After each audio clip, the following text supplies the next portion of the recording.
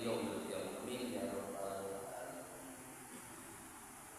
Jamaah sekalian, pada malam hari ini ya bersyukur dan bersyukur kepada Allah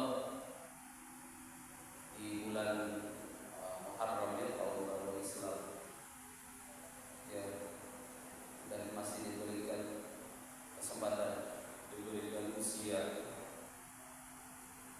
bisa merasakan betapa banyak nikmatan yang kita rasakan di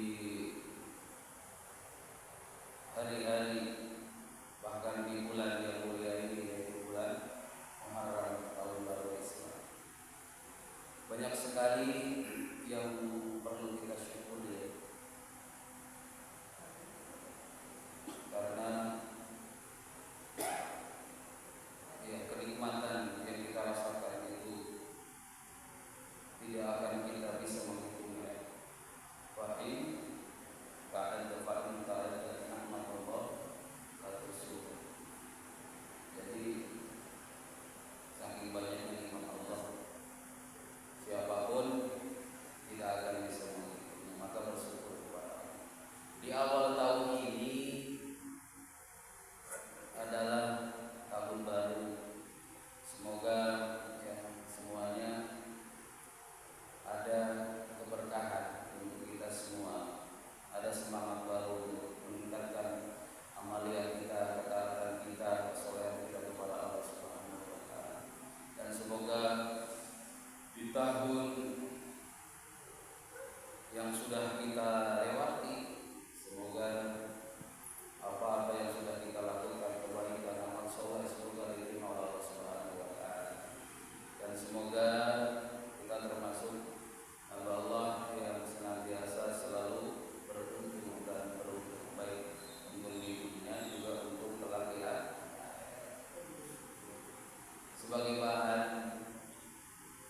motivasi, bahan pasal paling tidak pada kesempatan ini saya ingin menyampaikan materi singkat saja, tapi insya Allah nanti setelah penutup ini ada acara tasyahkur berikmah, syukuran milad kedua putra yang Bapak Kuat. Maka nanti dimohon para jamaah kita mendoakan keluarga Bapak Kuat sekaligus dua putranya yang hari ini alhamdulillah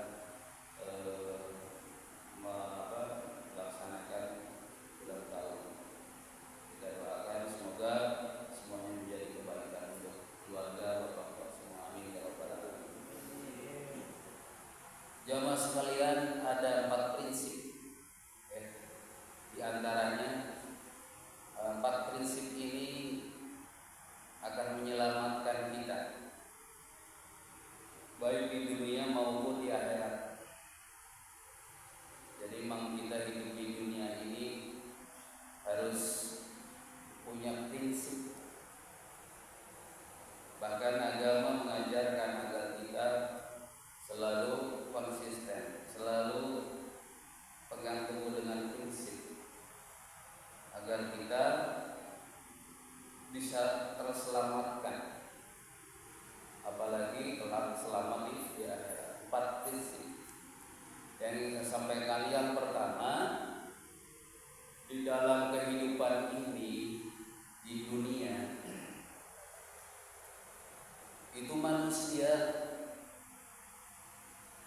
di antaranya ada 4 golongan,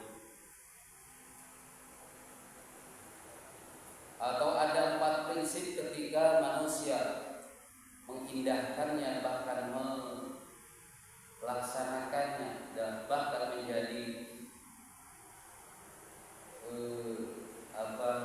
cita-cita untuk meraih keselamatan kelak di akhirat, maka dia akan sungguh konsisten dengan 4 prinsip ini.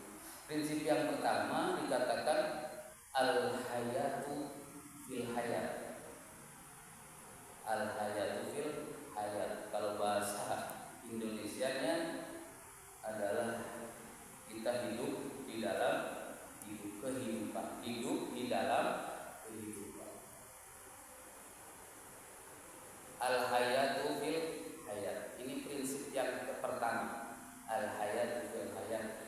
kita hidup di dunia ini artinya harus punya kehidupan, harus hidup.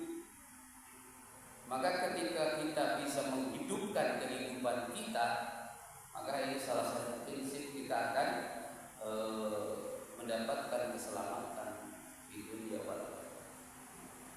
Artinya apa? Al-hayatu fil hayat, hidup di dalam kehidupan. Jadi ketika kita diberikan kesempatan hidup, apalagi panjang umur oleh Allah, maka jadilah manusia yang hidup, atau jadilah manusia yang menghidupkan kehidupan. Maksudnya apa? Dia ketika hidupnya menjaga hubungannya pertama dengan Allah Subhanahu wa Ta'ala, itu hidup. Jadi kalau kita di dunia kalau dianggap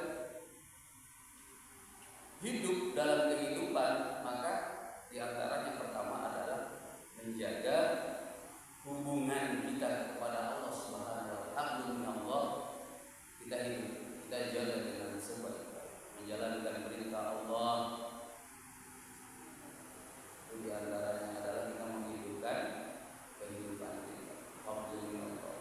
Dan yang kedua setelah alhamdulillah adalah menjaga hubungan baik dengan sesama, bahkan menjadi manusia yang hidup bisa bermanfaat untuk dirinya, untuk keluarga, bahkan untuk masyarakat.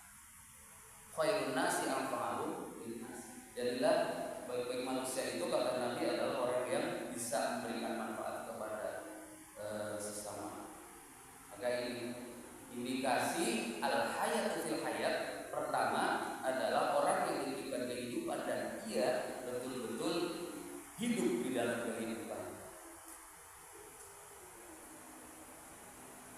Itu menjadi prinsip. Maka insya Allah kita berusaha menjaga hubungan kita dengan Allah, ibadah dengan Allah,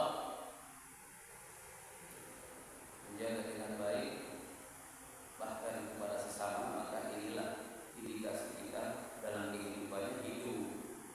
Pertama. Kedua,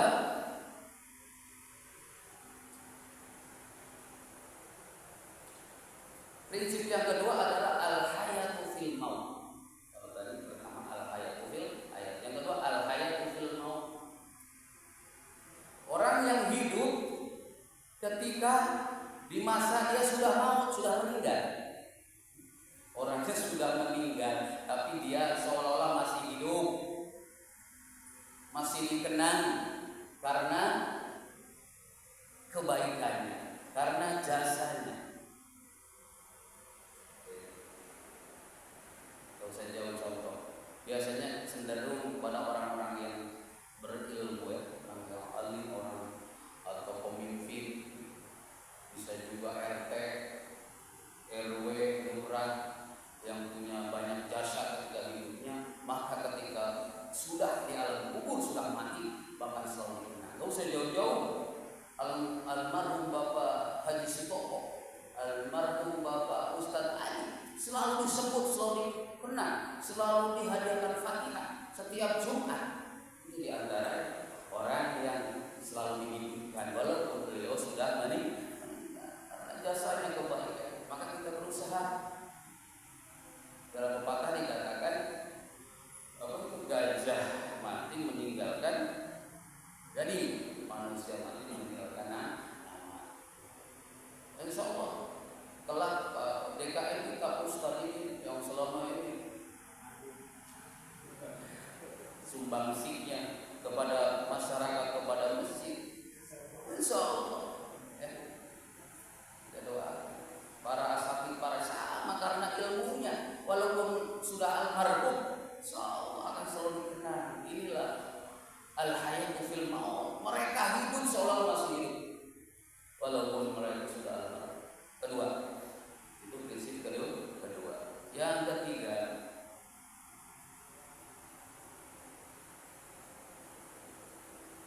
al-mautu fil hayat. Ini kebalikannya yang pertama.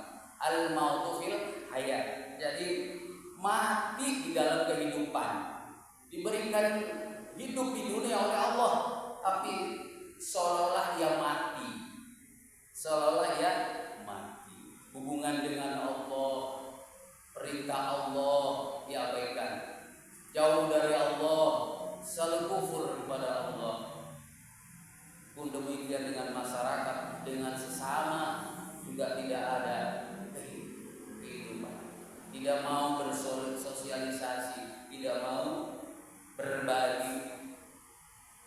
peduli, bahkan tidak ada manfaatnya sama sekali, tidak saling membantu, maka mati.